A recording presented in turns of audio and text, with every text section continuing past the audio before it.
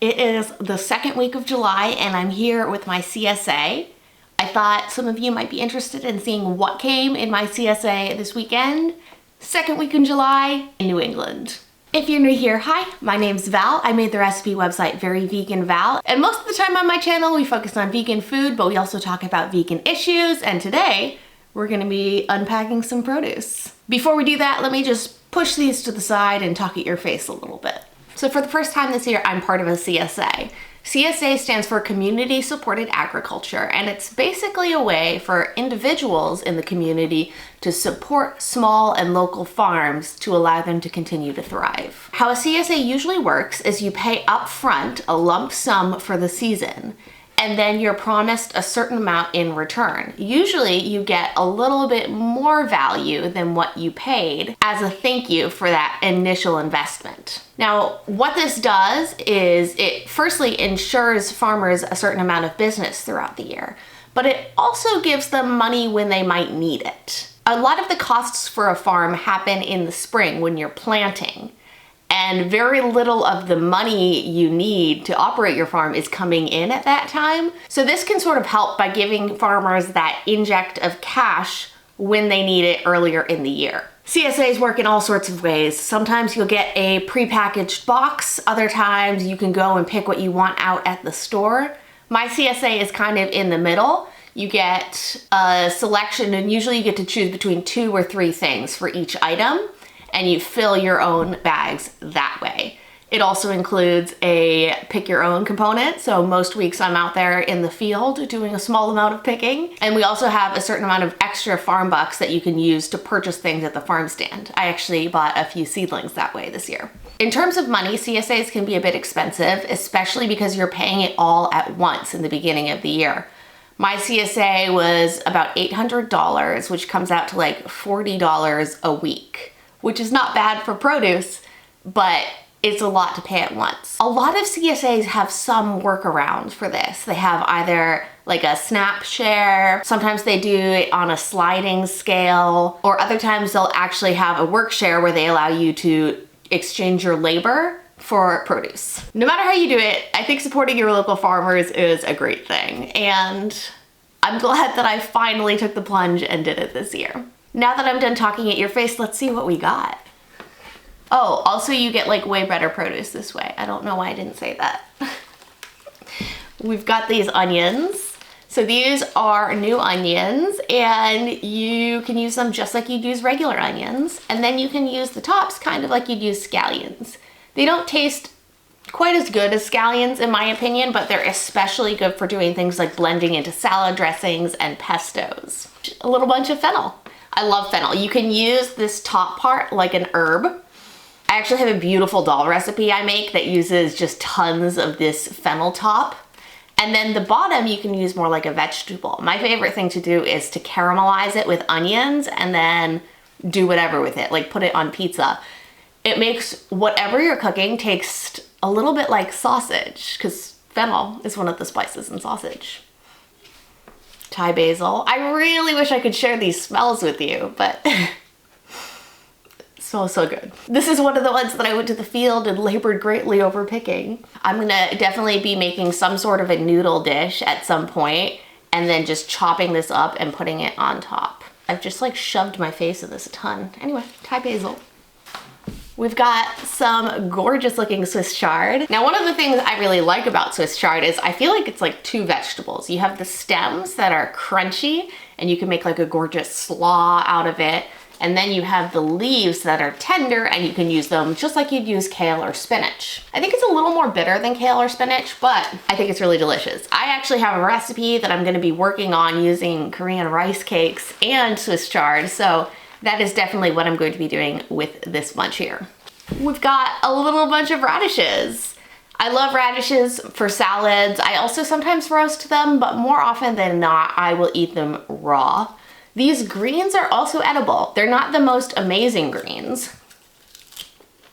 You know, a little bit tough, a little bit bitter. So I usually use them in conjunction with other greens. Like if I'm sauteing some kale, I'll throw them in as well. Or sometimes if I'm making like a ramen dish, I'll just chop it up finely and add it. I do tend to prefer my radish greens cooked, cooked over raw. Now, a few weeks ago when the CSA started, this might have been a full box.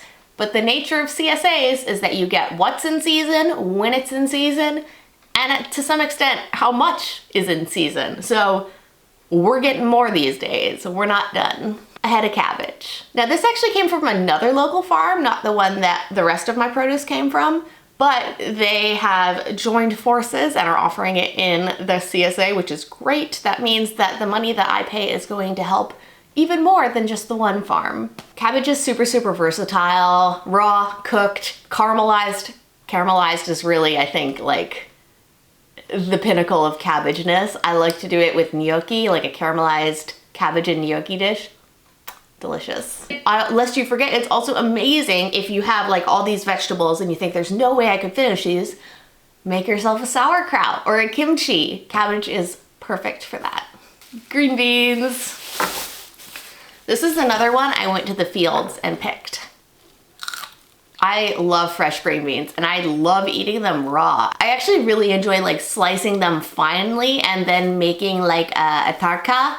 So like an oil infused, probably with like mustard seed and curry leaves, Indian spices usually, and pouring it over the top. I think that's insanely good. But I can't really do that anymore because I've discovered that some people, including my partner, can't eat green beans raw, which is not something I knew. I can. Anyway, I guess in some people it gives them a lot of like stomach and digestive pain. So we're gonna be cooking these green beans.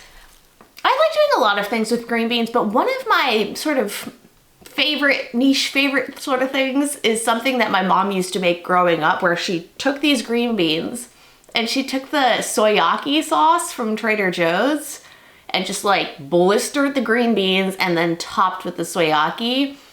And it's just, it's delicious, but it's also just very nostalgic for me. So maybe we'll do that. How stunning is this? Now, I believe this is escarole, if I'm remembering correctly, which is an endive. It looks a lot like lettuce, but it's heartier and a lot more bitter than lettuce. So, well, you can, of course, eat it raw. Cooked, I think, is the way to go. When you do eat it raw, I think chopping it finely, adding an oil-based dressing, and then maybe pairing it with some fruit is a delicious way to make a salad out of it. I feel like escarole and pear go kind of well together. But if you're gonna cook it, it's sort of the same idea. When you're cooking something bitter, you wanna sort of offset it with some oil and some salt. So sauteed, perfect use for this gorgeous escarole. Bitter. I really love bitter greens, and I also love IPAs.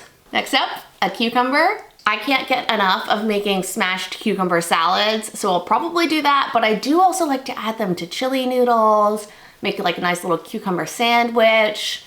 Sometimes I will just eat it like an apple or with a little bit of salt, but usually just kind of like munch down the cucumber. Delicious. And finally, the first set of what is probably gonna be many, summer squash. I also planted my own summer squash this year, so I think I'm going to just be like up to my eyeballs in zucchini. I have some amazing zucchini dishes I love. I make a dip that's essentially like a baba ganoush, but it's made out of zucchini. I call it zucchini ganoush. It's really delicious. I like to cook them with a little bit of mustard and then breadcrumbs in the oven. I've made this really amazing bean dish where you just cook the zucchinis down into slop and then pair it with white beans and caramelized onions.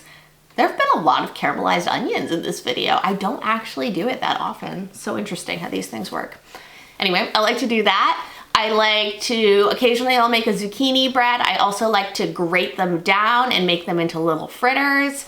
There's a lot of good uses for zucchini because it doesn't have a ton of flavor on its own. So it really is a blank palette. And that's it.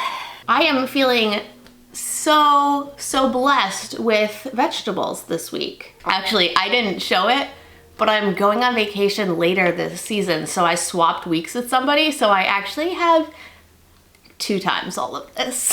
And if you don't know me well, I'm basically just feeding myself, my partner, and then my dog steals little samples on the side of things he will eat, which is none of this until it's cooked. Anyway, good thing I love vegetables because we're going to be eating a ton of them this week and next week when I have another double pickup.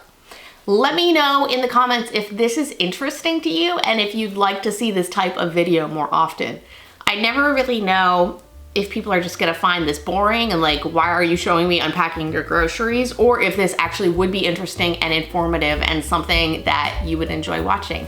Please let me know. Also, let me know what some of your favorite fruits and vegetables that are in season in July are. If you liked this video, please give it a thumbs up. And if you want to subscribe and turn on those notifications, you'll be the first to know when we post next week. Thanks so much, bye.